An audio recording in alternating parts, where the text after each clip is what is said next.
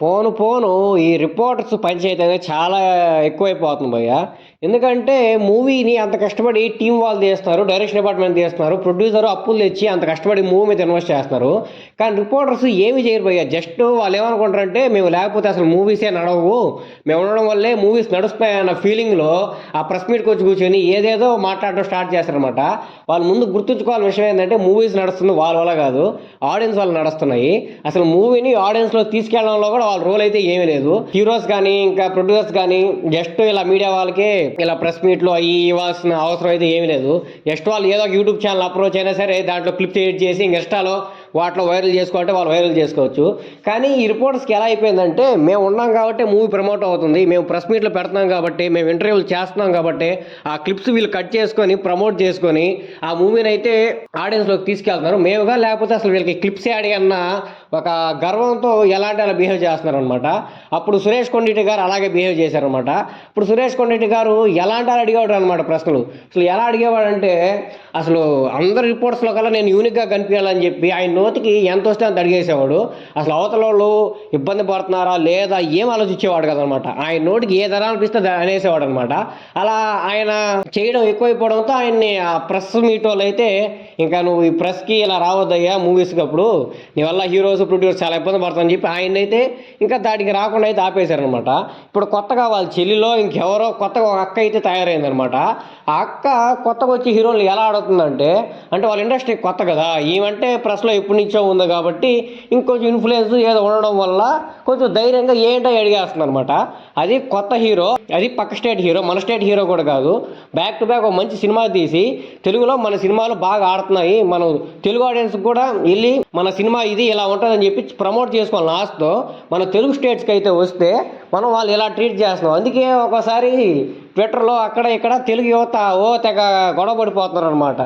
విజయ్ లాంటి పెద్ద స్టార్లు మన తెలుగు స్టేట్స్కి రారా, వాళ్ళ సినిమాలు మాత్రం ఇక్కడ మనం ఆడించాలి అది ఇది అని చెప్పి ఫీల్ అవుతూ ఉంటే వాళ్ళకి ఇది వీడియోస్ చూస్తారనమాట. వాళ్ళు కూడా పెద్ద స్టార్స్ చూసి ఒరే బాబు మనం కూడా ఇప్పుడు ఆడికి వెళ్ళామంటే మళ్ళీ ఇలాంటి ప్రశ్నలు అడిగారంటే మనం మొహం ఏడబెట్టుకోవాలరా, ఎందుకంటే అది మన స్టేట్ కాదు ఏమీ కాదు, మన స్టేట్లోనైతే మనకి ఏదో పవర్ ఉంటుంది, మన రేంజ్ ఏందో మన వాళ్ళకి తెలుసు కాబట్టి మన స్టార్టం తగ్గట్టు అడుగుతారు. అవతల స్టేట్కి వెళ్ళి అలా అడిగించుకున్నామంటే మన స్టేట్లో ఉండే పరువు కూడా పోద్దురా అని చెప్పి టాప్ స్టార్స్ చాలామంది తెలుగు స్టేట్స్కి రారనమాట. ఫర్ ఎగ్జాంపుల్ మొన్నే తీసుకుందాం ప్రేమ్ రంగరాజ్ గారిని ఒక రిపోర్టర్ అయితే అడిగారు అనమాట, మీరు అసలు హీరో మెటీరియలే కాదని చెప్పి. మేడం ఆయన హీరోగా యాక్ట్ చేసి 2 సినిమాలు ఆల్మోస్ట్ 50 crores అయితే దాటే మేడం, తోపు స్వింగ్లో ఉన్న స్టార్ అతను, అలాంటి స్టార్ని పట్టుకొని మీరు అసలు హీరో మెటీరియలే కాదంటే ఇంకా ఆయన ఆయన కాబట్టి దాన్ని బాగా రిసీవ్ చేసుకున్నాడు. ఎందుకంటే ఆయన స్టార్టింగ్ స్టేజ్ నుంచి ఆ స్ట్రగుల్స్ అంతా ఫేస్ చేసి వచ్చిన వ్యక్తి కాబట్టి దాన్ని కరెక్ట్గా రిసీవ్ చేసుకున్నాడు. కానీ అదే మీరు ఏదో ఒక పెద్ద స్టార్ని వాళ్ళని ముందు అలాంటి స్టార్స్ని మీరు ఈ క్వశ్చన్ ధైర్యంగా అడగలేరు అనమాట. ఎందుకంటే మీకు అంత గట్స్ రావు. ఎందుకంటే రేపు వాళ్ళని ఏమన్నా అడిగామంటే మనం బయటికి వెళ్ళాక మనం బతకాలరా, వాళ్ళ ఫ్యాన్స్ ఊరుకోరేమరా అని చెప్పి చిన్న భయం అయితే ఉంటుంది కదా. అలాగే కొత్త స్టార్స్ వచ్చారంటే మీరు ధైర్యంగా అడగగలుగుతారు.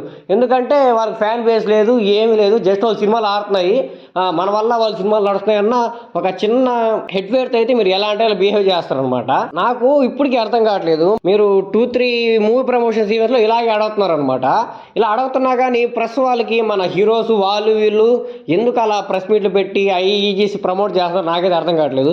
ఎందుకంటే వాళ్ళకి అలవాటు అయిపోయిందేమో, ఏమన్నా మూవీ రిలీజ్ చేయాలంటే ప్రెస్ని పిలిచి 4 ఫోటోలు ఇచ్చి 4 మాటలు చెప్పి మూవీ ప్రమోట్ చేసుకుని వాడికి అలవాటు పడిపోయింది.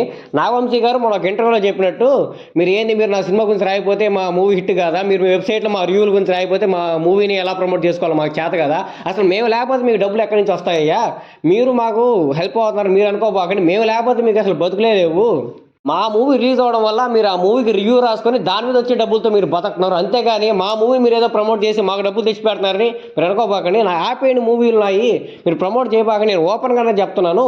నా మూవీలు అసలు మీరు ఎవరు ప్రమోట్ చేయబాకండి, నా మూవీ ఎలా ప్రమోట్ చేసుకోవాలి నాకు తెలుసు అని నాగవంశీ ఇలాంటి వాళ్ళు ఓపెన్గా ఒక స్టేట్మెంట్ అయితే ఇచ్చారనమాట. అలాంటి స్టేట్మెంట్ ప్రతి ప్రొడ్యూసర్ కానీ ఇచ్చాడంటే అసలు ఇంకా ఈ ప్రెస్ మీట్లు ఈ ప్రెస్ అనేది అసలు పూర్తిగా అంతరించిపోద్ది అనమాట. అలా అసలు ఇలాంటి వాళ్ళు అసలు ఉండకుండా ఓన్లీ మూవీ అనేది ఎలా పోద్ది అంటే ప్రజల్లో ఒక సోషల్ మీడియా ద్వారా లేకపోతే ఇంకేదైనా ప్లాట్ఫామ్స్ ద్వారానో వాళ్ళు చెప్పాలనుకుంది ఏమైతే చెప్పాలనుకున్నారో కరెక్ట్గా అయితే చెప్తారనమాట. ఈ ప్రెస్ మీట్ ఉండడం వల్ల వాళ్ళకి ఏమనిపిస్తున్నాయో అవతల వాళ్ళని ఎలాంటి పొజిషన్లో ఉండారు, ఏంది ఏం ఆలోచించుకుని వాళ్ళకి ఇష్టం వచ్చిన అయితే అడిగేస్తున్నారు అనమాట.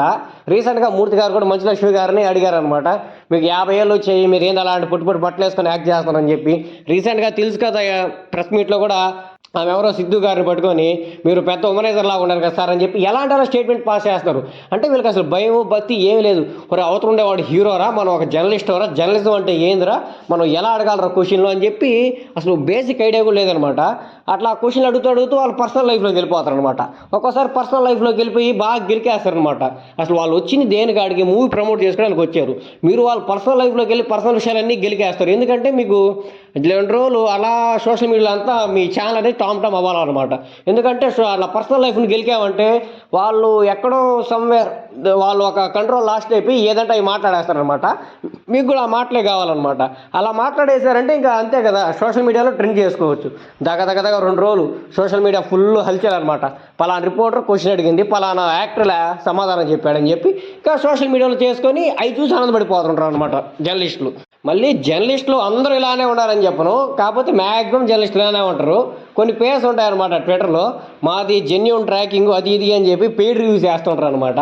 అంటే కొన్ని ఫ్యాన్ బేసెస్కి వాళ్ళు ఫేవర్గా ఉంటారు అనమాట. కొంతమంది మెగా ఫ్యామిలీకి ఫేవర్గా, కొంతమంది నందమూరి ఫ్యామిలీకి ఫేవర్గా, కొంతమంది మహేష్ బాబు గారి ఫ్యామిలీకి ఫేవర్గా, కొంతమంది ప్రభాస్ గారికి ఫేవర్గా, కొన్ని పేజ్ అని కొన్ని వారికే ఫేవర్గా వేస్తారనమాట. ప్రతి పేజ్ అలానే ఉంటుంది. ఎగ్జాక్ట్గా ట్రాకింగ్ చేసి కరెక్ట్ ఫిగర్స్ ఇచ్చే పేజెస్ చాలా అంటే చాలా తక్కువ ఉంటాయి. ఇలా ఫేక్ రివ్యూస్, ఇలా ఫేక్ జర్నలిజం, ఫేక్ కలెక్షన్లు ఇవన్నీ చూపించుకోవడం వల్ల ఏమైందంటే సినిమా స్టాండర్డ్స్ అనేవి పూర్తిగా పడిపోతున్నాయి. మెయిన్గా దీనికి మెయిన్ రీజన్ ఎవరంటే ఈ రిపోర్టర్సే. నెక్స్ట్ ఈ ప్రెస్ రిపోర్టర్స్ వీళ్ళందరూ ఎప్పుడు అంతరించిపోయి, లేకపోతే వీళ్ళకున్న జర్నలిజం స్టాండర్డ్స్ని కరెక్ట్గా మెయింటైన్ చేస్తారు, సినిమా స్టాండర్డ్స్ అనేవి కూడా ఆటోమేటిక్గా పెరుగుతాయి. వీళ్ళు ఎప్పుడైతే ఈ జర్నలిజం అంతా వదిలేసి దిగదారిపోయి క్వశ్చన్లు అడుగుతారో ఇక సినిమా స్టాండర్డ్స్ కూడా అంతే దిగదారిపోతాయి అనమాట. మనందరం అనుకోవచ్చు, రే తెలుగు సినిమా నుంచి మంచి సినిమాలు వస్తున్నాయి కదా, పెద్ద 100 కోట్లు కొట్టేస్తున్నాయి. రీసెంట్గా పవన్ కళ్యాణ్ గారిది కూడా 150 కోట్లు గ్రాస్ కలెక్ట్ చేసిన ఫస్ట్ డేనే. రజనీకాంత్ గారు కూలీని కొట్టింది. నువ్వు ఇంకేంద్రా తెలుగు స్టాండర్డ్స్ మూవ్ పడిపోతున్నా అంటున్నావు అది ఇది అని మీరు అనుకోవచ్చు. మీరు ఆలోచించాల్సిన విషయం ఏంటంటే, రజనీకాంత్ గారు కూలీ మూవీ 250 రూపాయలు టికెట్ ప్రైస్తో 151 crores అయితే కొట్టిందనమాట. పవన్ కళ్యాణ్ గారు మూవీ 154 crores ఎలా కొట్టిందో మనందరికీ తెలుసు. అంటే టికెట్ ప్రైస్లో ఏమాత్రం హైక్ ఇచ్చారు, ఎవరు ఏంది అని మనందరికీ తెలుసు. ప్రతి మూవీకి హైక్స్ ఇస్తున్నారు తెలుగులో, ప్రతి మూవీకి. మన మూవీకే హైక్స్ ఇవ్వడం బొక్కరా బాబు అనుకుంటే పక్క ఇండస్ట్రీ నుంచి ఎవడో వచ్చి సార్ నా మూవీ కొంచెం హైక్ ఇంటారా, తీసుకో హైక్, ఏందో వాడు సొత్తి చేస్తున్నట్టు డబ్బులు కట్టేది మనవరా బాబు.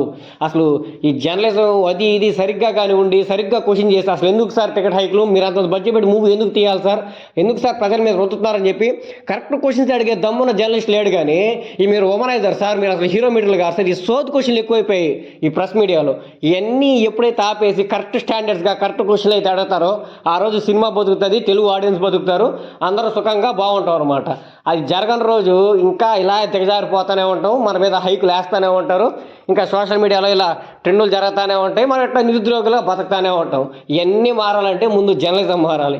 జర్నలిజం కరెక్ట్గా ఉంటేనే ఏదైనా.